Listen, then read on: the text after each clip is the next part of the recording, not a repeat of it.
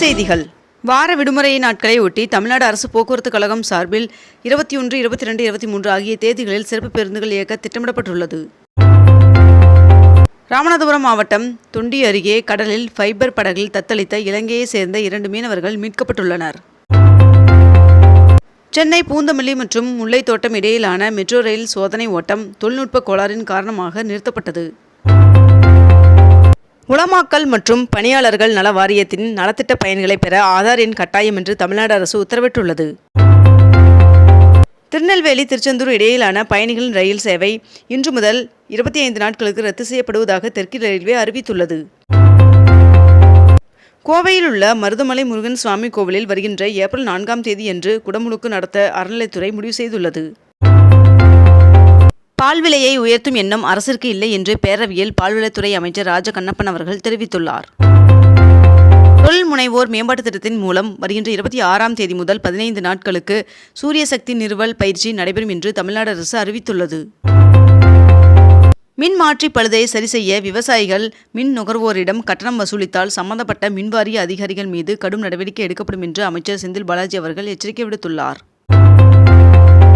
தமிழ்நாட்டில் 8 போக்குவரத்து கழகங்களில் காலியாக உள்ள 3274 ஓட்டுநர் நடத்துனர் பணியிடங்களுக்கு நாளை முதல் ஏப்ரல் 21ஆம் தேதி வரை விண்ணப்பிக்கலாம் என்று அறிவிக்கப்பட்டுள்ளது. சென்னை கடற்கரை செங்கல்பட்டு தடத்தில் இயக்கப்பட உள்ள ஏசி மின்சார ரயிலுக்கு மேற்கண்ட இந்த 12 நிறுத்தங்கள் வழங்க பரிந்துரை செய்யப்பட்டுள்ளது.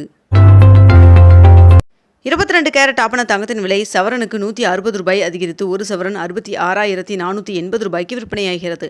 அதேபோல் 1 கிராம் வெள்ளியின் விலை ₹114 விற்பனை செய்யப்பட்டு வருகிறது.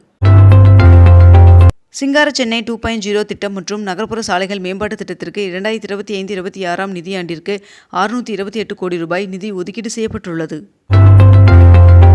புதுச்சேரியில் உள்ள வணிக நிறுவனங்கள் கடைகளின் பெயர் பலகை கட்டாயம் தமிழில் வைக்க வேண்டும் என்று புதுச்சேரி முதலமைச்சர் ரங்கசாமி அவர்கள் தெரிவித்துள்ளார். நாடு முழுவதும் இன்று காலை நடைபெற இருந்த ரயில்வே வாரிய தேர்வு ரத்து செய்யப்பட்டுள்ளது. மகாத்மா காந்தி ஊரக வேலைவாய்ப்பு உறுதி திட்டத்தின் ஒருநாள் ஊதியத்தை ₹400 உயர்த்த வேண்டும் என்று சோனியா காந்தி அவர்கள் வலியுறுத்தியுள்ளார்.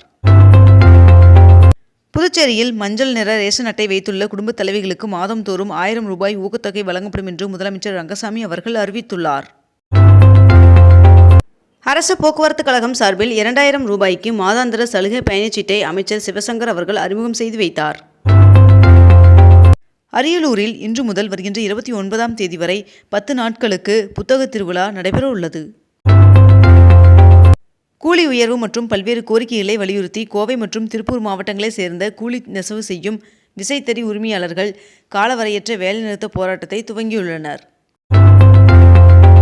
புதுச்சேரியில் ரேஷன் கடை இல்லாத பகுதிகளில் உள்ள வீடுகளுக்கு நேரடியாக சென்று ரேஷன் பொருட்கள் வழங்கப்படும் என்று புதுச்சேரி முதலமைச்சர் ரங்கசாமி அவர்கள் தெரிவித்துள்ளார். லண்டனில் தனது முதல் சிம்பொனி இசை அரங்கேற்றம் செய்துவிட்டு இந்தியா திரும்பிய இளையராஜா அவர்களுக்கு நடிகர் சிவகுமார் அவர்கள் தங்கப் பரிசு கொடுத்து வாழ்த்தியுள்ளார். அகில இந்திய காவல்துறை துப்பாக்கி சுடுதல் போட்டி வருகின்ற 22ஆம் தேதி வரை நடைபெற உள்ளதாக தெரிவிக்கப்பட்டுள்ளது. 2023ஆம் ஆண்டு எண்ணெய் கசிவு விவகாரத்தில் CBCLக்கு ₹73 கோடி இழப்பீடு செலுத்த கோரிய உத்தரவிற்கு தடை விதிக்கப்பட்டுள்ளது. விருதுநகர் வெப்பம்கோட்டையில் நடைபெற்று வரும் 3ஆம் கட்ட அகழ ஆய்வில் 87 சென்டிமீட்டர் ஆழத்தில் சுடுமண்ணால் ஆன அலங்கரிக்கப்பட்ட பதக்கம் மற்றும் இரும்பு கிடைக்கப்பட்டுள்ளது. பெண்களின் பாதுகாப்பினை உறுதி செய்திடும் வகையில் இளஞ்சிவப்பு ஆட்டோக்கள் திட்டத்தின் கீழ் பயன்பெற 2ஆம் கட்டமாக விண்ணப்பம் செய்திட அழைப்பு விடுக்கப்பட்டுள்ளது. பாம்பாறு நீர் தேக்கத்திலிருந்து இன்று முதல் 120 நாட்களுக்கு ஆயக்கட்டு பகுதிகளுக்கு பாசனத்திற்காக வினாடிக்கு 42 கன அடி தண்ணீர் திறந்துவிட தமிழ்நாடு அரசு ஆணையிட்டுள்ளது. RRB தேர்வு திடீரென ரத்து செய்யப்பட்டதால் தெலுங்கானா சென்ற தமிழ்நாடு தேர்வர்கள் அதிர்ச்சியடைந்தனர். சென்னை மாநகராட்சியில் 2025-26ஆம் நிதியாண்டிற்கான பட்ஜெட் தாக்கல் செய்யப்பட்டது. புலிகள் கணக்கெடுப்பு பணிக்காக உடுமலை அமராவதி பகுதிகளில் கேமரா பொருத்தும் பணிகள் நடைபெற்று வருகின்றன. சென்னை வள்ளுவர் கோட்டத்தில் இனி போராட்டம் நடத்த அனுமதி இல்லை என்று தெரிவிக்கப்பட்டுள்ளது. தேர்தல் ஆணையம் தொடர்ந்த வழக்கில் ஏப்ரல் 1ஆம் தேதி முன்னாள் அமைச்சர் KC வீரமணி அவர்கள் நேரில் ஆஜராக திருப்பத்தூர் நீதிமன்றம் உத்தரவிட்டுள்ளது. சென்னை எழும்பூர் அரசு அருங்காட்சியக வளாகத்தில் சர் ஜான் அவர்களின் சிலையை முதலமைச்சர் மு.க. ஸ்டாலின் அவர்கள் திறந்து வைத்தார். 9 மாதங்களுக்கு பிறகு சர்வதேச விண்வெளி மையத்திலிருந்து சுனிதா வில்லியம்ஸ் அவர்கள் பத்திரமாக பூமிக்கு திரும்பினார். விண்வெளியில் 9 மாதங்கள் சிக்கி தவித்த விண்வெளி வீரர்களை மீட்பதாக அமெரிக்க அதிபர் டொனால்ட் ட்ரம்ப் அவர்கள் அளித்த வாக்குறுதி நிறைவேற்றப்பட்டுள்ளதாக அமெரிக்க வெள்ளை மாளிகை தெரிவித்துள்ளது. சென்னை மாநகரின் மணலி புதுநகர் திட்டப்பகுதியில் பட்டா பெறுவதற்காக தமிழ்நாடு வீட்டுவசதி வாரியத்தின் சார்பில் இன்று முதல் வருகின்ற 21ஆம் தேதி வரை சிறப்பு முகாம் நடத்தப்பட உள்ளதாக தெரிவிக்கப்பட்டுள்ளது. கற்றல் திறன் சோதனைக்கு தயாராக உள்ள 4552 பள்ளிகள் பட்டியலை தொடக்க கல்வித்துறை வெளியிட்டுள்ளது.